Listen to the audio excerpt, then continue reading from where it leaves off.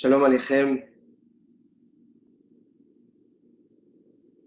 As always, it's a pleasure. We entered the 9 days of reflection, days of introspection, days of sensitivity, not only towards ourselves, but sensitivity towards our beloved ones, towards our community, towards the Shekhinah, the presence of HaKadosh Baruch Hu, that is in pain, that is suffering during these days. And it is important, very important, to be sensitive to these days and to be serious about it. As we know what Chachamim say, כל מי שלא נברא בית מקדש בימיו כאילו החריב בית המקדש בימיו. Whoever lives in a generation that the Beit HaMikdash was not built, it's as if it was destroyed during that generation. We also know, כל המתאבל על ירושלים זוכה ורואה בשמחתה. Whoever carries the burden and mourns the loss of the temple, the loss of the presence of HaKadosh Baruch Hu, has the merit to rejoice during the time of its reconstruction. So indeed, it are days that require a lot of introspection, a pause in our routine in order to awake that sensitivity and awareness that is required in order to tap into that personal pain that we carry and we share with Hashem. So, just to go back to what we said last shiur, we spoke about the reason why a person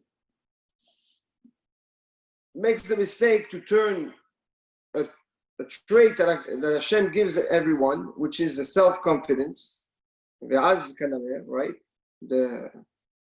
The strength of the leopard, and due to his lack of understanding and unhealthy, toxic relationship with materialism, turn that beautiful trait into what we call arrogance, the arrogance of the dog, the breaking of all the limitations, boundaries, values, respect, hierarchy that make our society an organized society, makes our community an organized community. Within the community, we have Am Yisrael, then we have the Leviim, then we have the Kohanim, and then we have the Kohen Gadol, we have the world, and we have Eretz Yisrael, and we have Yerushalayim, and we have Har HaBayit, and we have the Beit HaMikdash, and inside the Beit HaMikdash we have Ezrat Kohanim and the Kodesh HaKodashim. There is a structure to life. And when a person has an unhealthy relationship and interaction with materialism, he indirectly and probably in a subconscious way destroys and all these values, all these boundaries, all this structure, just so that he can benefit his desires and appease his need of consumption, of ownership and control. So what I would like to address today is how come a person can make such a mistake? Why can a person fall for something that's so meaningless? Materialism is good, it's a tool, we address it. It's the tool versus the curse, right? Do you identify yourself? Do you live through the materialism, or do you use it to elevate yourself and grow to become a better person? Why would a person make such a mistake and actually fall to believe that materialistic things are part, or could be part, of his identity. Because if we understand that, then we solve the problem of materialism. If we solve the problem of materialism, then we solve the problem of arrogance. We solve the problem of arrogance. We solve the problem of humility, and we're in the track of the reconstruction of the Beit HaMikdash. And as we mentioned in the previous shiurim, the enhancement and realization of all the blessings that live within us at all times. So, in order to understand that, there is a Gemara. The Gemara tells us, or the rabbis tell us that En Adam Chote, or Vera Vera, Ela Im Ken Yechdas Bo Ruach Shtut. A person only, in quote, sins when the spirit of foolishness penetrates him. It's only once a person has in him an awakening of foolishness that a person can sin. Meaning that the person has a structure, the person naturally is built with some guidelines, guidance, direction, but there is a disturbance, there is a contamination, a moment of weakness, a moment of distraction, and the person goes out of his way, and the person will sin. And the Gemara tells us that we learn this from the Sota.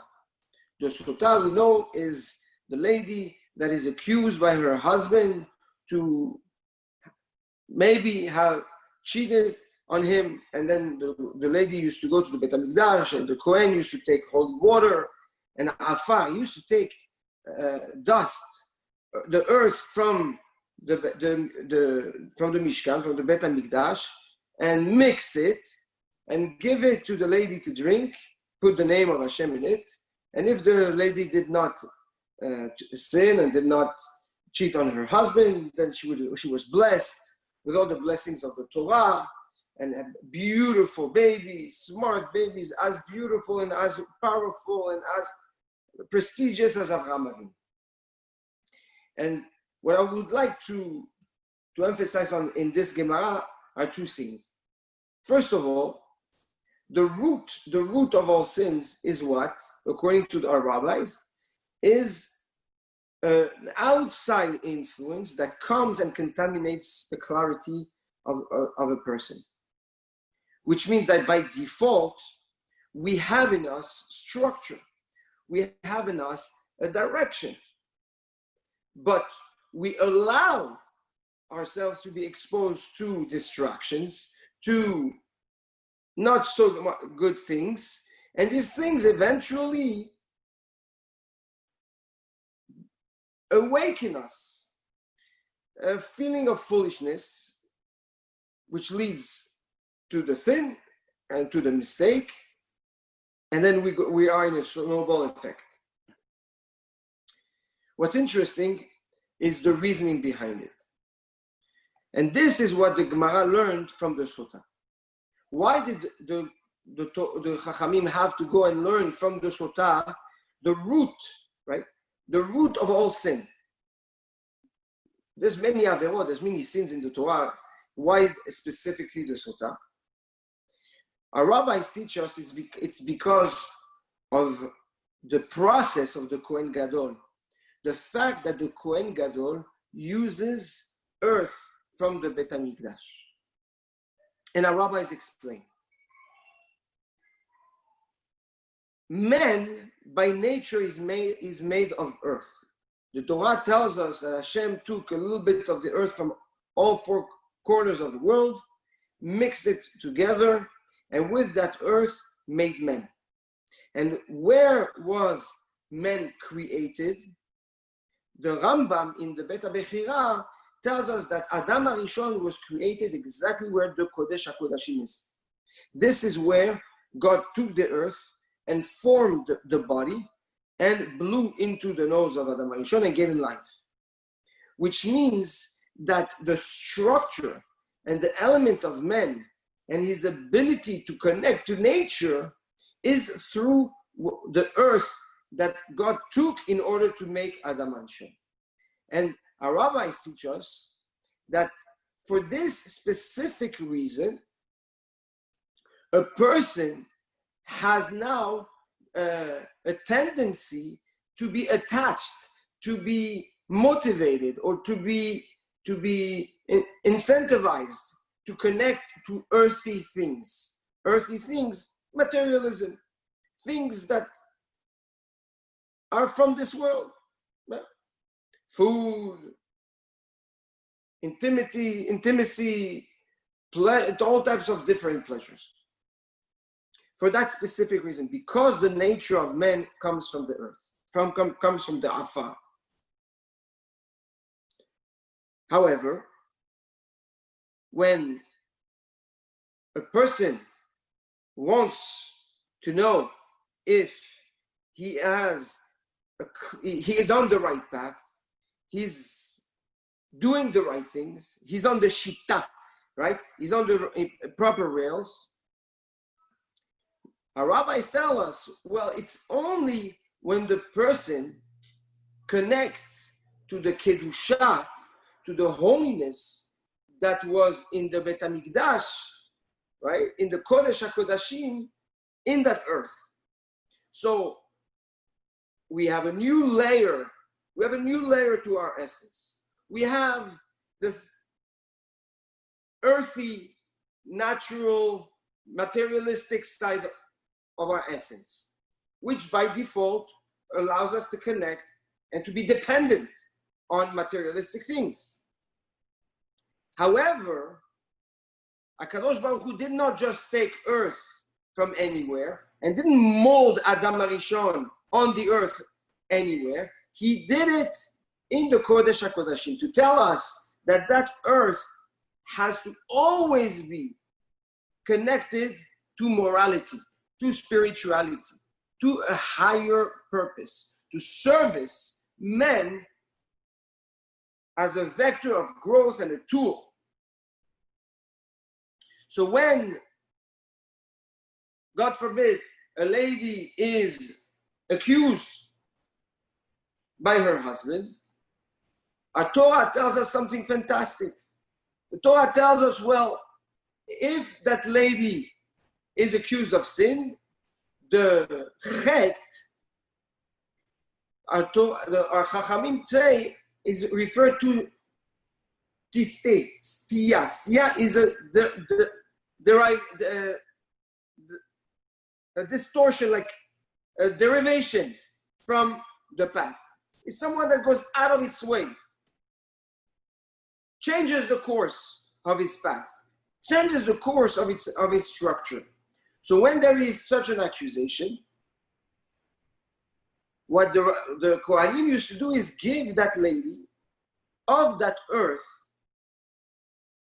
in order to see how the earth would react with the earth of the lady and see what was the difference between the original structure of the earth that is connected to the holiness of the Bet HaMikdash versus the earth, which is the element of the physicality of the lady and every human, specifically that lady for that specific reason, and her action. So here we learn something spectacular, something beautiful. If someone comes and tells us, well, you know, materialism, physicality, mundanity, it's all nonsense. It's something that doesn't talk to me at all. It's something that doesn't have any influence on anyone, or at least not on that person. It's not true. This is a person you should not listen to and you should not believe. The Torah comes and tells us every individual, every person has a need, has a tendency to make to physicality and materialism. That's granted, that's given. And this is why we need to eat. This is why we need a wife, we need a husband, we need to reproduce, we need to grow, we need to get dressed, we need a house, we need rain, we need fruits, we need to labor. For that specific reason, we are connected and binded and dependent on the earth, on materialism. Because of how HaKadosh Baruch Hu made us with this afar. However, our Chachamim are telling us the following. If you leave that earth on its own, if you leave the earth and you detach it from the purpose of this Kedusha, the purpose of its use to morality, to unity, the Beit HaMikdash represents the harmony of Am Yisrael, the connection between the spirituality and physicality, the blessing on the entire world came from the Beit HaMikdash. All these berachot, all these blessings are connected directly with the earth. And if you detach the earth from that purpose, you are already hoté. You are already inside the dynamic of the scene. Because now something is missing in the equation. Ani ehatenna, when Yaakov tells Lavan, Ani ehatenna, it means I'm expected to do something, but something at the end is missing. The concept of chet is the shoresh, the root of the word chet, which means sin, also means chaser, something that's missing, there's a void. If we disconnect our purpose with our needs and desires, we create a void in our essence.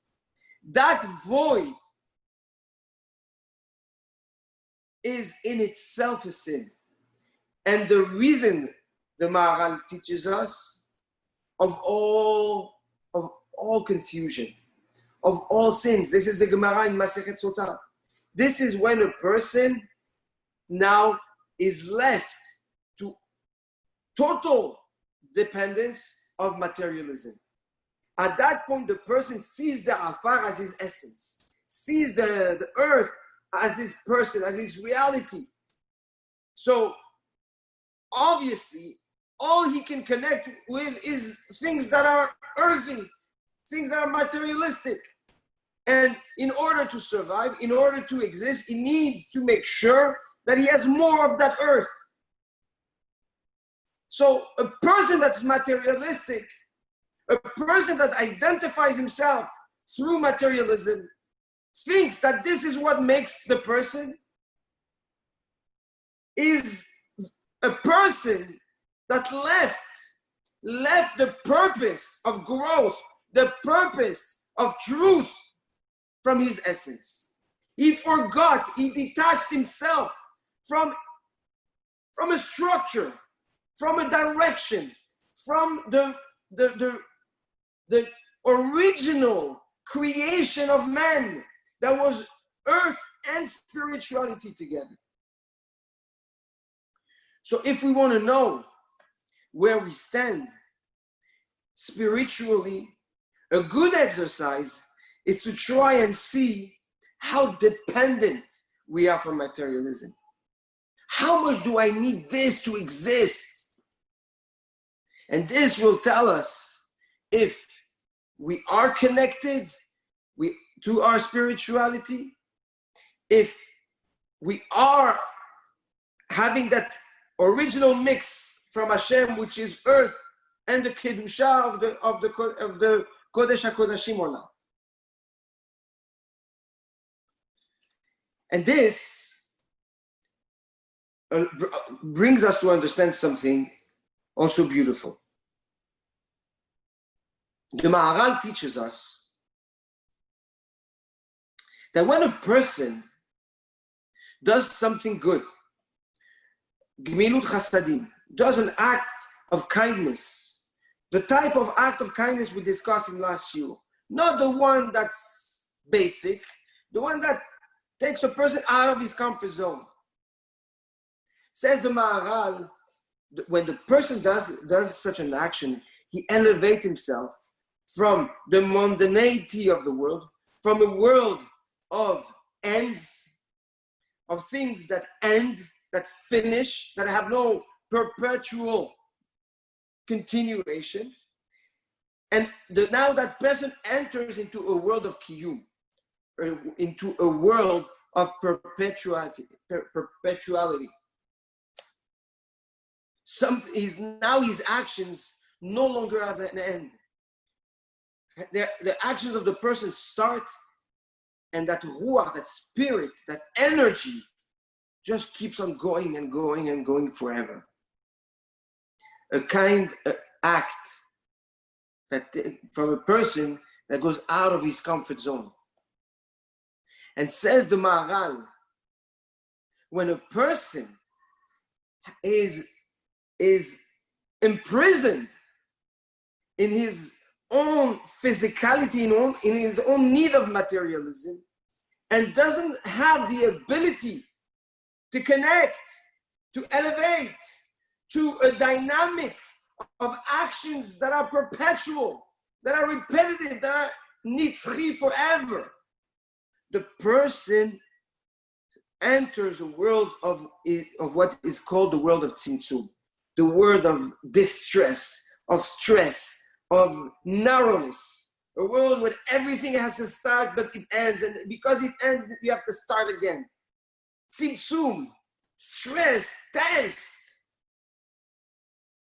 This is what a materialistic person is exposed to.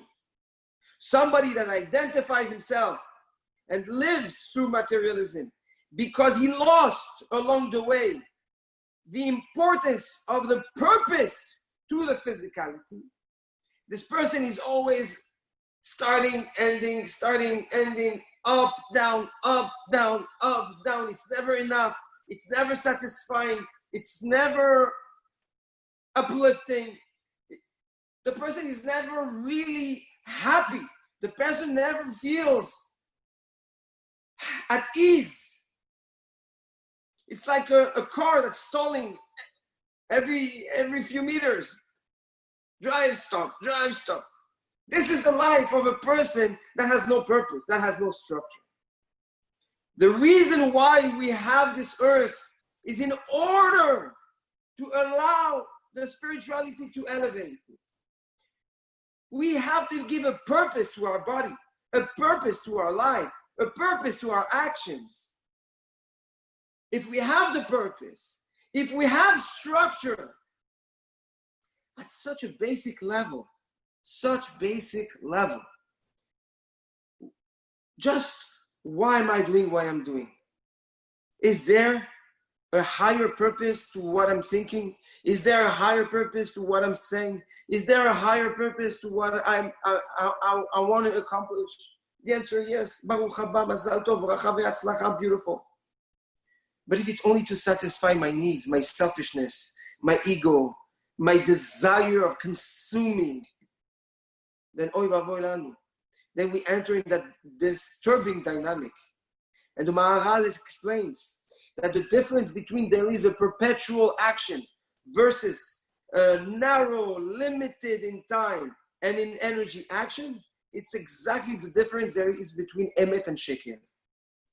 A person that lives a true life, a life that's dedicated to the emet, such a person, every time he makes an action, whether he's at the same spot or not, whether he's on this world or not, his action stays forever. A person can leave his actions behind him for thousands of years. This is the power of emet. This is the power of harmony between physicality and its purpose. When you take a train and you put it on its rails, the train goes. But if you take it out of its rails, it could be the bullet train, the fastest train. It's not going to go anywhere. We need to be on the rails. And the beauty is that naturally, by default, we are on the rails. It's only if we allow ourselves to be exposed to foolishness and we allow emotions of foolishness to contaminate our thoughts, contaminate our heart, contaminate our actions, that the person goes out of his rails, breaks his structure, becomes shote. Stia, to diverge, comes from the word shote, from the word shtut, ruach shtut, foolishness. A fool is someone that doesn't follow the path. It's like the hadas. A hadas that we use on Sukkot, during the Chag HaSukkot, with the lulav. The Gemara tells us, the Mishnah tells us that the hadas shote, hadas that have 3 leaves, but they're not aligned, they're not structured, they're messed up. Not good, it's not good. So this is the chet. A shote is the chet, is the someone that is not structured, someone that is not allowing his natural essence, natural purpose, his natural afar, his natural earth that's in him, be elevated by his natural higher purpose. The person goes on the wrong direction, divergence. And that divergence, one letter, it's enough to destroy the entire perpetuity of the actions of a person. And the Maharal tells us, if you take the word emet, you diverge it from one letter, says the Maharal. You take only, emet means the truth, right? Being dedicated to the truth. Says the Maharal, you take off one letter, the aleph, from emet, you know what is left? Met. Met means dead. A person that changes direction just a little bit is in the path of death. What does it mean, death? Not chas v'shalom, the real death, but in a dynamic way, it's dead. Something that's dead is something that has an end, something that doesn't continue. Baruch Hashem, today we benefit from the actions of Moshe Rabbeinu. We act from the actions of Rabbi Shimon Bar Yochai, Rabbi Meir Baal HaNes, Rabbi Akiva, Rabbi Yehuda Nasi, all those Gedolei Olam, all those great rabbis. Until today, great people, until today we benefit from their energy, from their actions, from their wisdom. Because everything they did had a purpose. Rabotai, it is extremely, extremely important to go down to that resolution in our actions and ask ourselves with true and pure honesty, what is the purpose of what I'm doing? Is there a higher purpose? Am I doing something good with the action I'm about to do? Am I benefiting with what I'm about to say? Are those thoughts constructive, or are they twisted and it can lead me to make mistakes? Let's introspect. Let's question. Now is the time to rebuild, not to let ourselves go in the wrong direction, in the direction of mitah, in the direction of death, in the direction of distress, of tense, of limitations. It is time we go back to the roots. It is time we recognize that if we allow the original purpose of our creation take its course, we will be a bullet train on the rails, going full speed in it to its direction and to reach its purpose. Be'ezrat Hashem, with that effort, we can solve so much. We solve the problem of materialism. We solve the problem of arrogance, like we said. We solve the problem of humility, of lack of humility. We empower humility. We empower kindness. We empower all the berachot, all those blessings. There's an abundance of blessing that resides within us. All this starts blossoming and flourishing. So let's not fight our true purpose on this creation, our true purpose on earth, what Hashem is expecting from us. As like we said, this is how we bring out the Moshe Rabbeinu that's in us. And look at this, how beautiful. Who teaches us that an action of kindness, of true kindness, stays forever?